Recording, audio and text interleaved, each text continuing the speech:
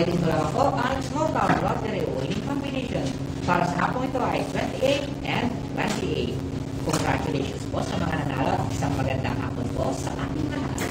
And the winning combination for the second Destiny draw for November 22, 2024 certified general panel of students is 28-28.